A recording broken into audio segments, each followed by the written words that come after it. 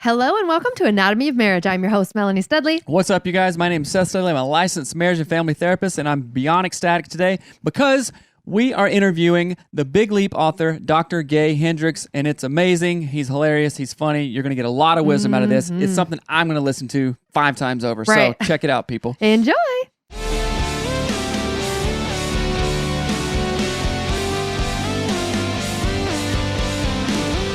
Thank you so much for being on our show. We are so excited to have you here. So before we dive into our conversation, can you tell our listeners a lot about yourself? Okay. Well, my name is Gay Hendricks. I come from Florida originally. I'm a third generation Floridian, although I moved in my 20s. I got bitten by the bug of transformation early. I had a job in a school for delinquent boys when I was 22. And I went back and I got my master's degree in counseling because I found that, I was being hired to be a teacher, but I really needed to be a counselor because the stuff that was going on in their lives didn't have to do necessarily with the book lessons I was trying to teach them. And so I got an early experience.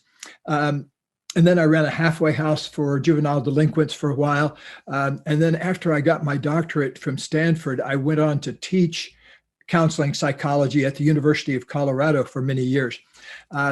Then something magical happened. Katie, my wife, Katie, also known professionally as Kathleen Hendricks, Dr. Kathleen Hendricks. We've been together. Well, we just celebrated our 41st anniversary. So we've been together a long time. And when we got together in 1980, we were both therapists and psychologists, and we started working with couples since we were a couple and we wanted to work with couples. And so we did a lot of work with couples. And I always say we went from working with 10 couples in our living room to 10 million people on Oprah sort of overnight because we wrote a book called Conscious Loving that came out around 1990. And it was just kind of in the heyday of Oprah, and she was getting to be hugely popular. And so she invited us to come on her show, and sort of the rest, things took off like a rocket after that. We went from, 10 people in our living room to doing 2,500 seminars around the world over the next 10 years. And Wow. So since 1989, we've had our own institute, the Hendricks Institute, and we have people from all over the world take our trainings now. And we've graduated, I think, about 1,200 professional coaches over the past 25 years or so. Amazing. So I love to write. Every morning, if you looked in my window at 5:30 in the morning, you'd see me busily writing. My wife likes to sleep until 7:30 or so, but I'm an early riser. I get up at 4:30 or so. And so just me and the cats for a few hours. So I get a lot of my writing done in the early morning hours. And then the rest of the day, I do things like this. Wow. That's amazing. That is amazing. So we talk about your book, one book in particular, The Big Leap, right? Yeah, The Big and Leap. on our show with our coaching clients, it is probably the number one book that we recommend. And I'm also a licensed marriage and family therapist, so I have a therapy background through family systems and family of origin stuff. And so often our upper limit problems, as you talk about in The Big Leap, are from where we are, our culture, our family of origin stuff. And so that's why we recommend it so many times, because it is just phenomenal. It's like we're so held back, but sometimes we don't even know it, right? And your book, I've listened to it 3 times now, and I'm going to listen to it again after this, because it's like every time I read it or listen to it, I get something new from it where I can tweak in my own life. So what... I'm really curious. What first inspired you to write The Big Leap? Where did you see this coming up over and over with clients, with your delinquent boys that you work with couples? What was the onset of like, oh man, I have to write this book because it's so important? Yeah, thank you. That's a great question. I always love to look into the origins of something myself. So, well, there's an old Turkish saying that if a bald man finds a cure, he will first use it on himself. And I discovered the upper limit problem first in myself because, well, I was struggling with my weight at the time. I weigh about 180 pounds now, and I'm about 6 feet tall. So, I'm a reasonably athletic looking person, but I used to look like a pear because I resembled a pear, not an athlete. And so I realized that I used food often as an upper limit. I would be feeling really good, and then I would eat a whole bunch of stuff that wasn't good for me. And and so I also, after I got my doctorate at Stanford, I stayed on at Stanford for a year as a research psychologist because I was working on all of these things that we're talking about right now. And I happened to be very blessed to be in the same area as Silicon Valley was just getting underway at the time. Mm-hmm. And so I worked as a therapist with a lot of these really brilliant people that were doing all these amazing things at Intel and Hewlett Packard and all of these great companies that we kind of think of household names now, but they were just kind of getting started. But here's what I noticed. I noticed that these brilliant executives would have a big breakthrough at work, and then they'd go home and have some terrible argument with their wife or family that night. Or sometimes it would be the other way around. Things would be going really well at home, and then they'd get into some kind of a hassle at work that would kind of knock them back down. So I began to realize that human beings have an upper limit on how good we will let ourselves feel inside and how much success we'll let ourselves have outside because of these limiting beliefs that get installed in us, usually at an early age. For example, what I did in The Big Leap, as you probably know from listening to it all that time, is I looked underneath, kind of looked under the hood of the upper limit problem to see what the specific fears are that drive it. And one of the big fears that so many human beings have, at this stage of the game, I've worked with people that have won Grammys and Oscars and things like that, have attained great things in the world. And I've also worked with juvenile delinquents, and we're all the same. It doesn't matter if you got your star on the Hollywood Walk of Fame or whatever. We all have these upper limit problems we struggle with. And one of the biggest ones is a feeling somehow that you're fundamentally bad inside or fundamentally flawed in some way. So many people have that tucked away inside themselves. So when things start going better, another part of their mind says, wait a minute, things can't go this good because you're a real clod. And so that thought brings us back down. And as long as we kind of believe those upper limits, we stay kind of down underneath a cloud rather than sticking our heads up into the light and saying, what do I want to create now?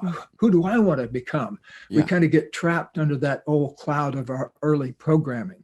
And so that's the kind of thing that I've been interested in over the past 40 years or so. And what we do here at the Hendricks Institute in our seminars is show people a very rapid way of getting beyond their upper limit so they can figure out what their true genius zone is.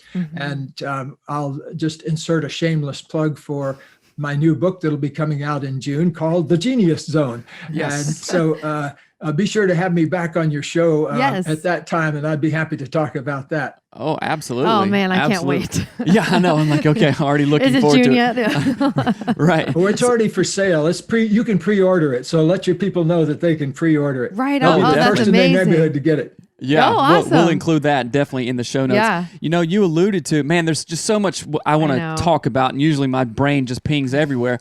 But, in The Big Leap, you talk about different zones of excellence to where we can stay in that area for years, right? But then when we make that big leap to our zone of genius, what does that look like for folks? And just personally, I've been a psychotherapist for 15 years, done agency work in private practice, and I recently, 1 month ago, quit that and did the big leap. You know, I mean, you talked me into it, Gay. I promise you. You talked me into it. And so, can you talk about how people get stuck in that zone of excellence because it's just good enough, and how we can just live for years in that area? Yes, well, I appreciate you mentioning that because that's one of the big traps. Most of us can get out of our zone of incompetence. With a little bit of work, you can stop doing the things that you're really not good at doing and get somebody else to do them. most of us can get ourselves out of our zone of competence. We do things we're good at, but then we kind of go beyond that and find that zone of excellence. That can be the real trap, though, because in your excellence zone, you're probably making pretty good money. You're getting plenty of good feedback from the world. Everybody can depend on you.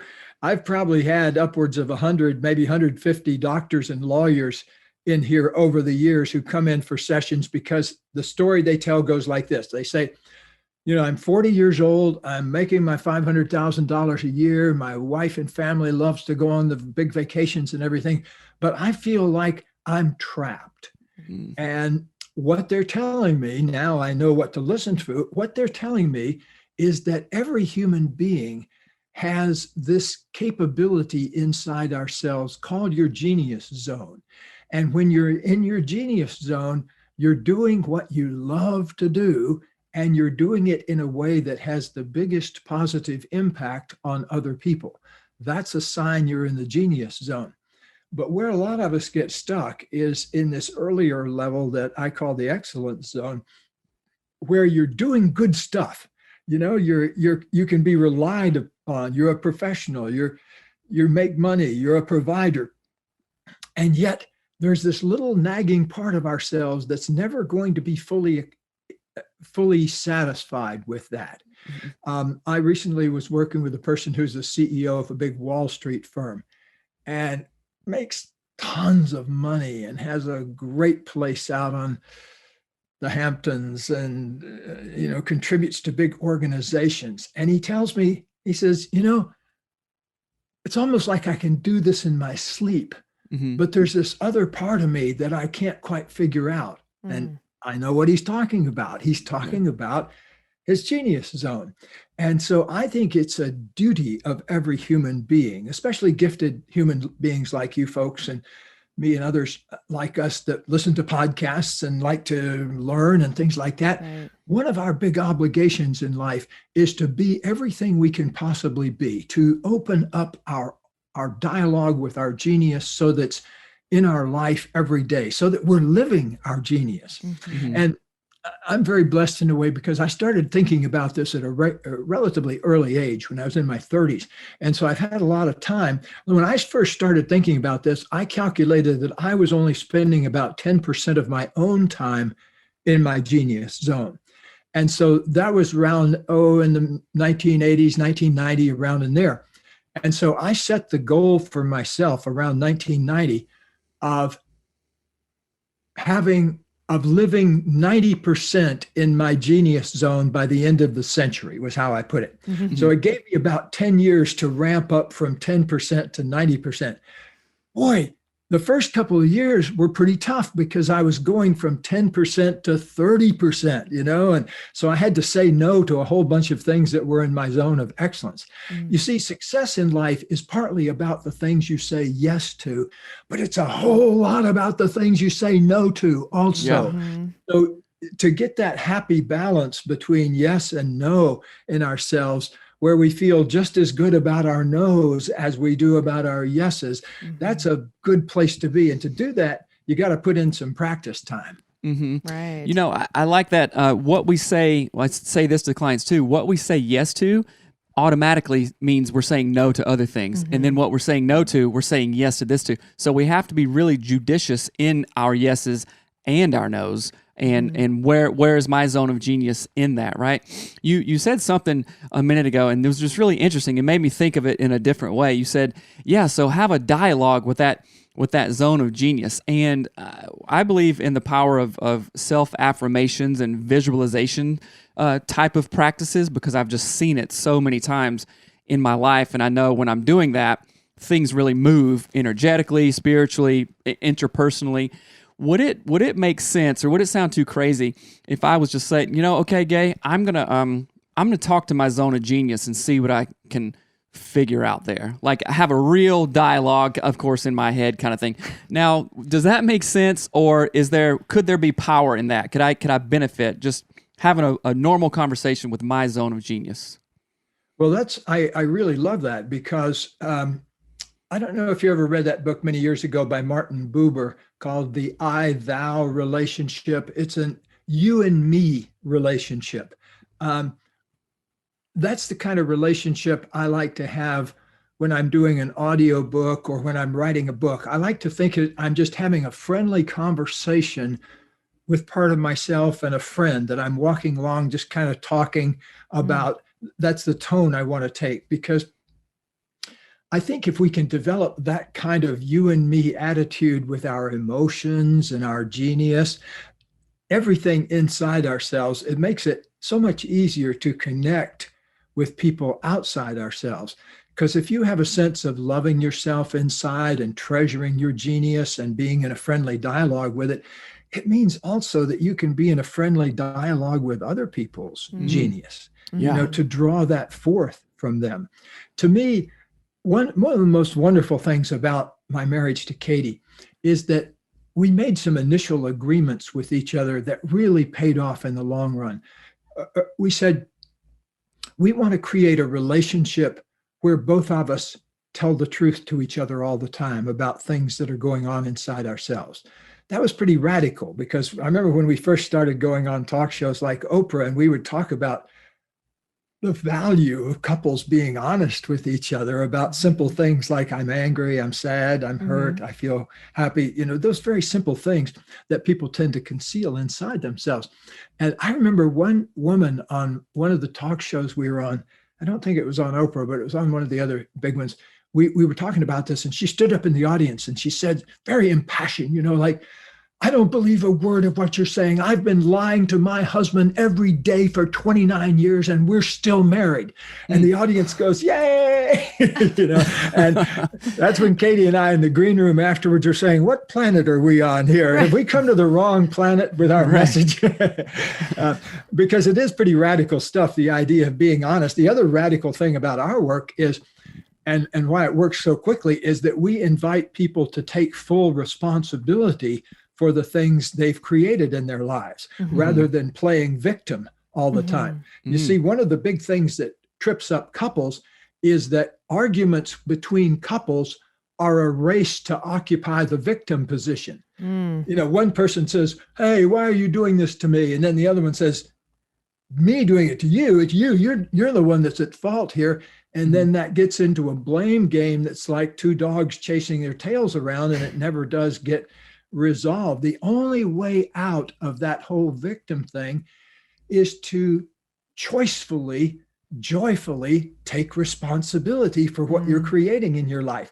And when you can get two people doing that, boy, that's real magic, because that means you don't spend wasted time, hours, days, years in that victim drama. Literally, I bet you've had this too. I just remembering a couple that came to us from the Midwest, grown up on a big farm family, but now the farm had become this big industrial operation. But they'd been married for 29 years. And in their first session, when they came here, they got into the argument again. And they said, we've been having this same argument now for 29 years. And it was because they went for the victim position each time, and there was a victim standoff. And there's no way out unless each person says, okay, let me look at how I created this. And then the other person says, okay, let me look at how I created this. If you can get both people in that state of 100% responsibility, then you have two 100%, and that's an actual human being. I never like it when somebody identifies their partner as their other half, because I say, wait a minute, you're two whole people here. Right. I love that idea. You're just hitting on something that we've been coming up in coaching a lot, and I think it was really a breakthrough for Melanie and I in our relationship. We've been married 16 years. And it makes me think of Eric Byrne and his work of transactional analysis in his book. It's like, I'm not okay. I'm okay if you're okay, or something like that, right? I'm okay, you're okay. That was by Tom Harris, one of his disciples, one of Eric Byrne's disciples. Okay, so that was birthed out of TA then. Okay. But the idea behind that and other like research that I've been doing is, man, okay, I need to be completely differentiated. I can be happy, whole, content, spiritually aware, conscious, all this stuff with or without Melanie and not contingent upon what she does or doesn't do, right? And so that's a key in a couple different areas. First of all, that's empowering. And then also, secondly, I'm not the victim anymore. Right. And then when she has done that too, we're like, okay, we're cooking with gas, baby. We're running. Like our relationship is just on a different level. Well, right? and I think one of the hardest things in that dynamic that we've found with couples is that, like you said, it's like they're emerging. And I think of it like an injured dog. Like if you've ever seen a dog that's been abused, it hides from everyone. It barks at everybody. Even if you try to pet it, it's mean to you, right? And so I think of what happens when I try to coax these, it's usually the wife. And I'm like, hey, you've got to be differentiated. You've got to be happy no matter what this guy does. Yes, we want him to do the right things, but you have to be happy first. You have to be grounded first. You have to be doing your best stuff first. And then he can join you. But what they end up doing is they go, it's almost like a dog. They just back right back into that corner and they go, but he, but that, but he. And you're like, oh, I can't get you both to grow if you're both just backing into a corner and growling at each other. And that, to me, that's the best example of, like, the best visual of what people do to stay kind of stuck, especially as it comes to relationships. But you said something earlier when you were talking about the genius zone and people need to be the best versions of themselves that they can be. And that sentence really struck a chord with me because I think people often think that when they want to do something successful, they need to do the best things that they can do versus be the best version of themselves that they can be. And there's a huge difference when we sort of become that enlightened version of ourselves or the genius version of ourselves. Can you talk about sort of that difference? I think because some people think it's doing versus being. Does that make sense? Very much so, because many people are operating out of a flawed thinking paradigm that says, if I do more and get more, then I'll have more and then I'll be a certain way. Whereas that's almost a recipe for unhappiness. Yeah. And one of the big learnings of life is the more you can love and treasure yourself inside and start with that, the more then you can accomplish that's in harmony with that on the outside. Whereas a lot of times when I get people, they're at 40, 45, 50 years of age, and they've been doing something they don't like just to make a lot of money doing it for a long time. And I've literally had a dentist in here who decided he wanted to be a poet when he was 50 years old and pulled it off too. Wow. But you don't have to be that extreme. The way we do it here, we say to uncover your genius, start simple. Just get into a dialogue with it. Just like you're saying, get into a dialogue with your genius and say,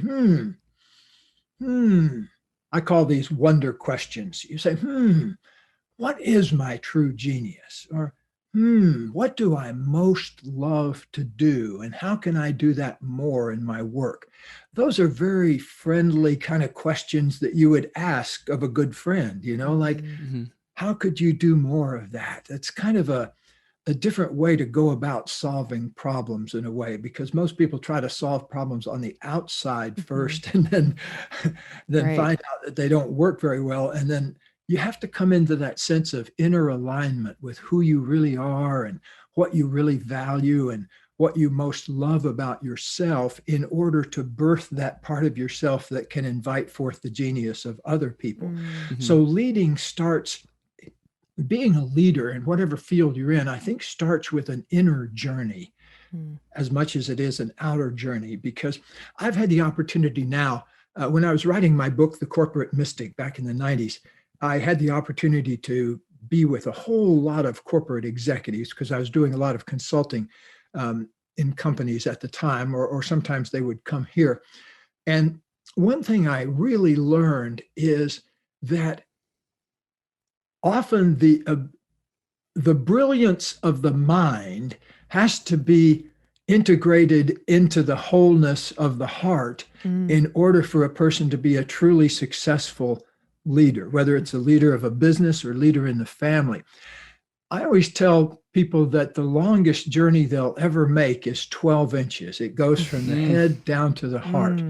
to get the brilliance of the human mind integrated into the power of the human heart, to do the simple things like open up and accept things and love ourselves and do more of the work that we love to do. Because the moment you start tapping into that dialogue with your inner genius, it starts being real easy to invite forth the genius of other people. And if there's anything I've learned about life, is the more you can surround yourself with people who are operating in their genius, the more it can help you bring forth yours. So what I've created around me is a whole genius community of, hundreds, thousands now, I guess, of people, and millions, if you count the people that read the books, of people who really are making a conscious choice to love themselves deeply. And they're making a conscious choice to spend time each day in their genius zone. So it's not by accident that good things are happening, because it starts out with choices based on, will this increase the amount of love in my life? Or will this increase my ability to love myself and to love others? If you start with those deep, powerful inner questions, the outer questions often kind of just answer themselves, because that, it so often happens to me in life that I come to a place where I don't know exactly what I'm supposed to do and where I'm supposed to go and everything. And those are the moments, those moments of confusion are really positive in a way, because they open you to the power of those wonder questions like, what do I really want to do with my life? And I'm so glad I started asking those early, but there's never too late. I have people in here all the time that are in their 60s, 70s, and occasionally in their 80s who are still learning more about what they want to get out of life. And so it's a never-ending process, but it has to start with a sincere, open dialogue with your own heart. Right. What do you think, or what have you found stops people the most from sort of making that stepping into that space? And I'll back up really quickly, because when we read the book and started trying to get into our genius zone, I immediately felt this very visceral, stop it. Like, don't do that. That's wrong. Don't. Just stop. And that's how I felt all the time. Like, yay. And then it's like having a bird trying to fly up and someone pulling it down by the leg was the sort of the sensation I kept feeling. So what do you see that keeps people from really diving into this work and either staying in it successfully or just pulling right back out of it? What do you notice? Well, one thing you're touching on, I think, is really important, that most of us don't get a lot of support for bringing forth our geniuses when we're kids. If you're the smart, curious kid, you're often told to shut up, sit down, let the other kids answer, that kind of thing. Right. I remember I wore out my arm in elementary school trying to get the teacher to call on me all the time,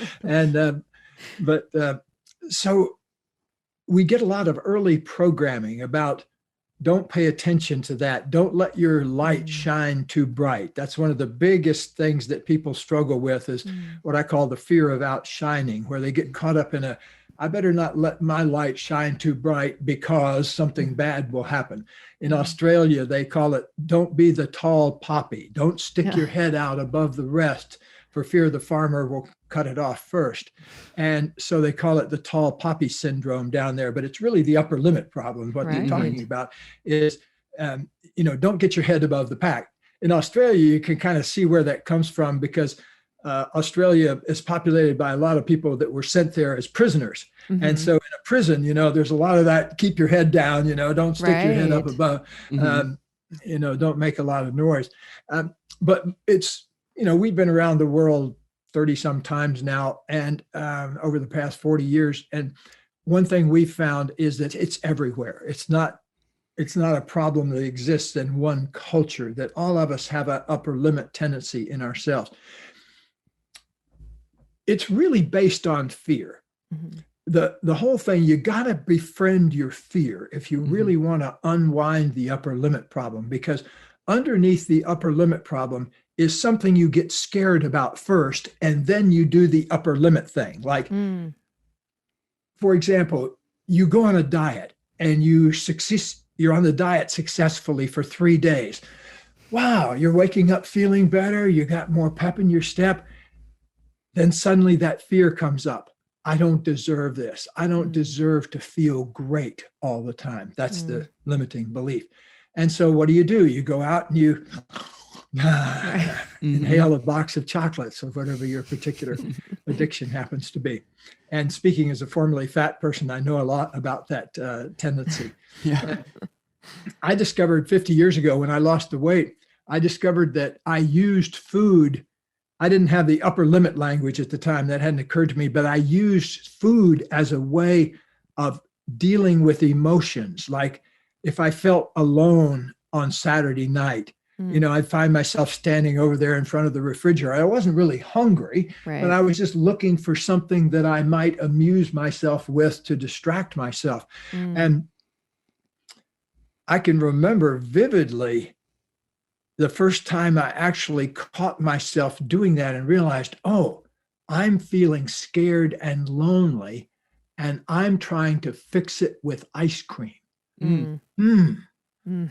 What might that have to do with making me fat? I realized I was eating to quiet emotions that I didn't know how to deal with.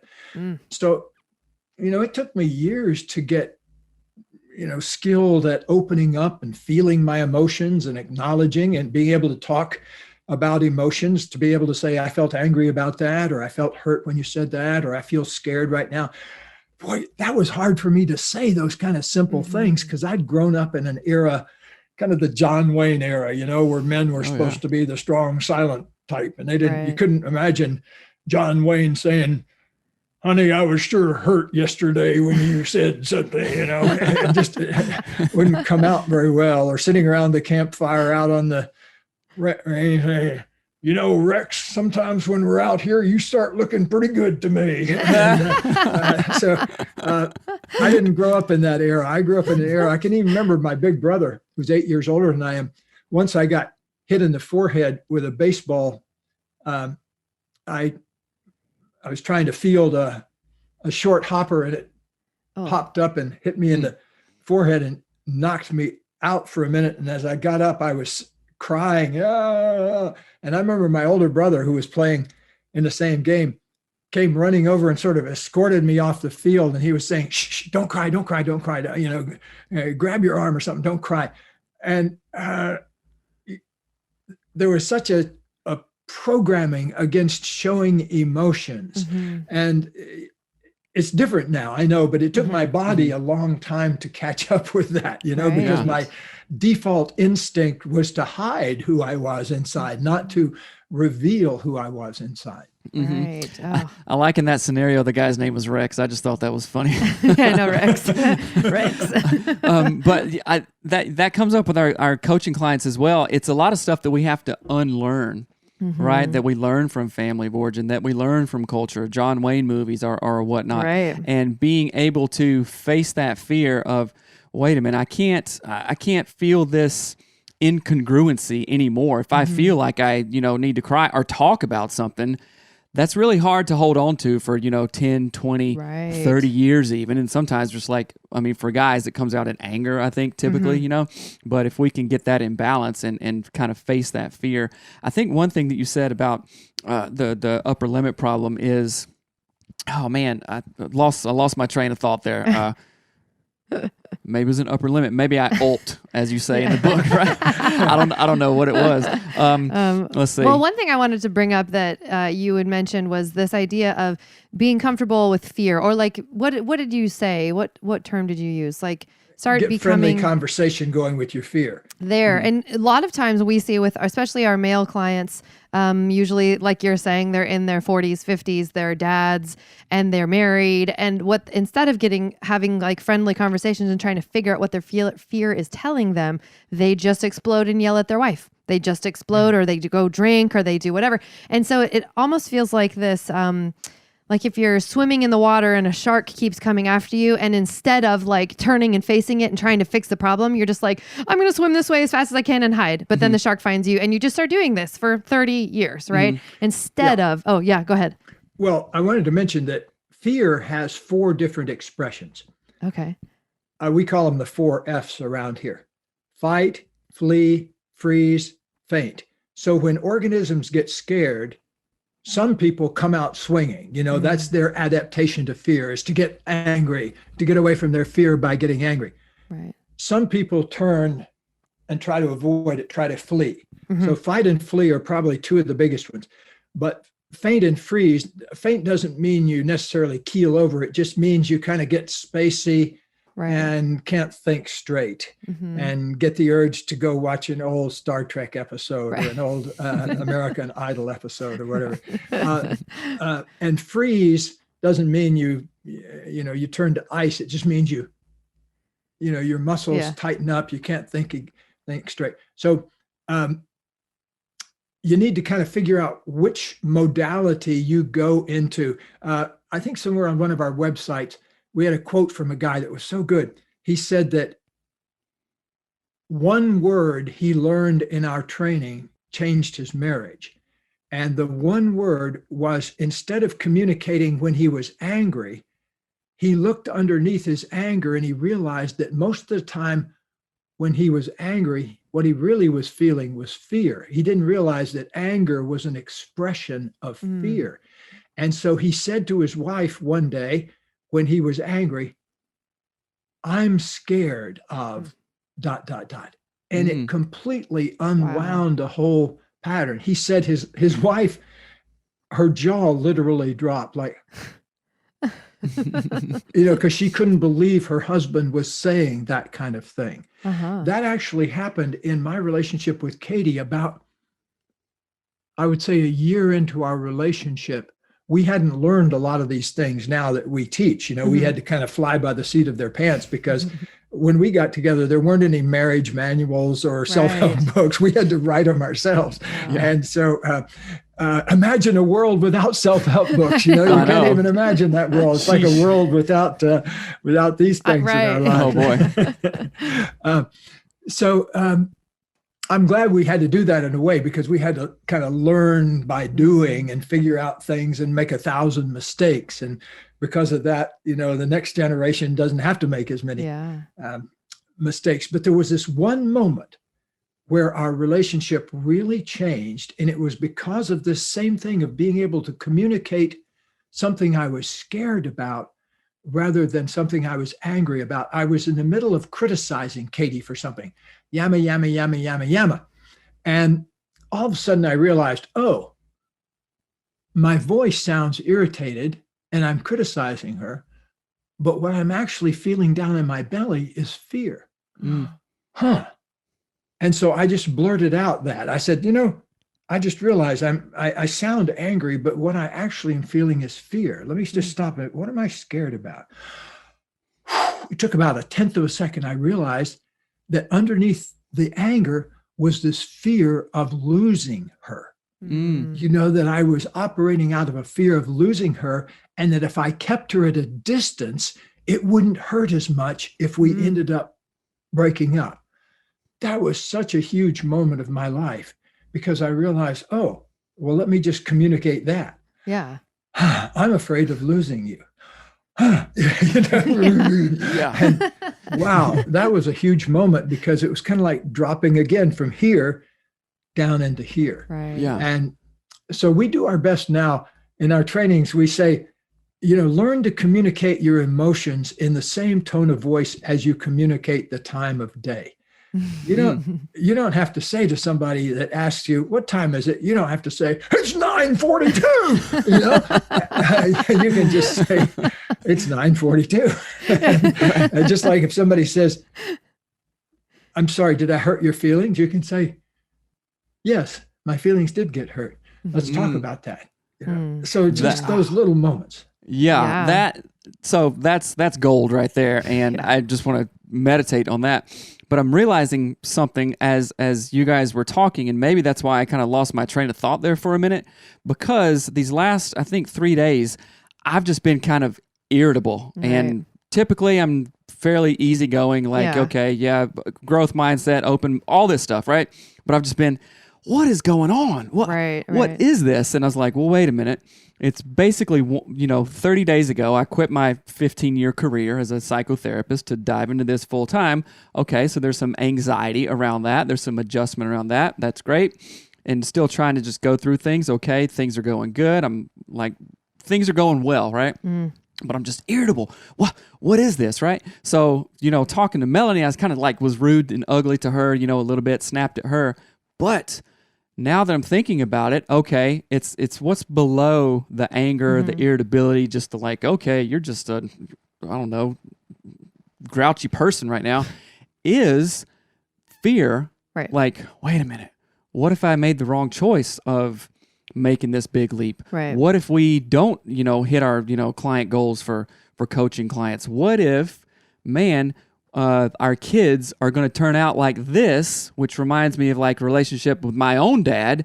Ugh, okay, what is it? Well, Right. we got to do stuff It's your differently. fault. It's your fault. I didn't say it was your fault, Right, but no. this that irritability, and I really think, Gay, is like, whoa, it's fear. Hey, Melanie, I'm kind of scared about that. Right. I don't want to have a bad relationship with our kids and make this a wrong decision because Right. I'm kind of scared about it. Right. Well, and That's it. Whew. Yeah. That kind of feels better just there. Yeah. Yeah, just saying that. And if you don't mind my asking, how old are you?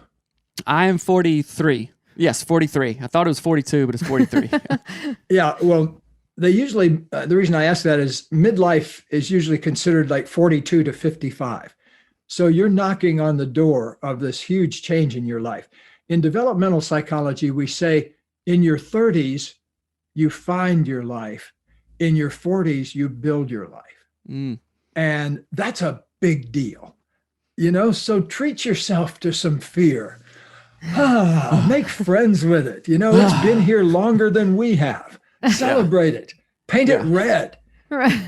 Look at me, folks. Look at what I'm doing. I quit my 15-year career as a therapist. I'm inventing this whole new thing. Do I know it's going to be great? Hell no, I don't. I just started it, Yeah.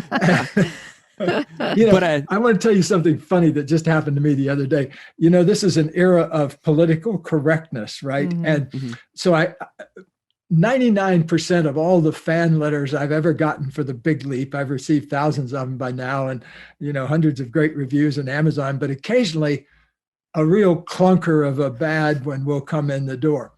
And I hadn't had one about the Big Leap in ages. And so I get this, I don't know if you remember in the Big Leap, to illustrate this point, I said, imagine how Columbus and his shipmates felt when they left the harbor and began to sail across this place toward, I don't know what. So my whole point, I wasn't bragging about Columbus or anything. I was just using that as an example. Right. So I get this negative fan letter from someone who hadn't even bought the book. She said, my mother gave me the book and suggested I read it, but I only got to page 19 because I saw the name of Columbus and I was triggered by this. Do you have any idea how much damage Columbus caused to the Native Americans? And she went on this rant, which, I can kind of see the point of that, but that wasn't exactly the point I was making. Right. But that's kind of political correctness, I think, gone to an extreme, that a person could be triggered by the word Columbus and stop reading a book because of the fear that what was going to come next. But that illustrates to me the incredible power of the fear that I'm very talking about. Right. Because I imagine this person's mom gave her the book for a certain reason, and probably to get her out of her basement. That's a good point.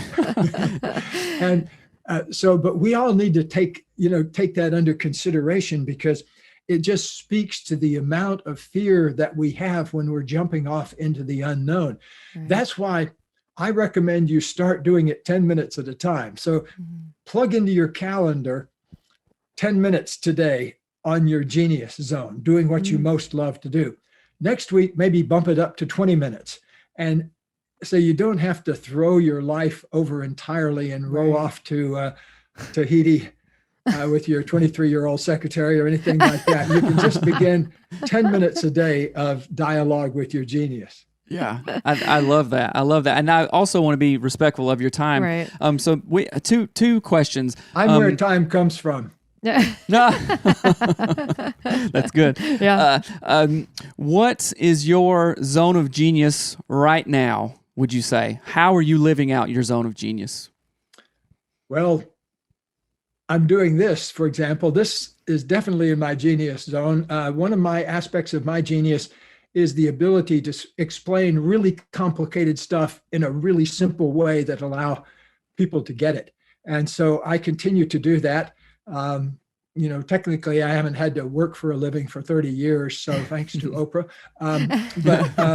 I'm just as passionate about doing this today as I was 20 years ago, because to me, it's an essential message that I feel like I've been given a blessing in a sense of the ability to figure out something that changed my life and appears to be changing the lives of lots of other people. And so I want to keep that message going, because I want to live on a world of geniuses. I don't want to live on a planet where everybody's miserable and contracted and having starvation and things like that. I want to live where we're living out an abundance of our genius.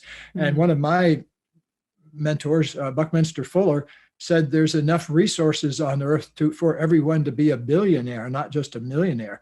And if we organize things correctly. And so I think that's our challenge, is to coming to terms with who we are as human beings, so we can implant love in our depths and operate out of love rather than operating out of fear.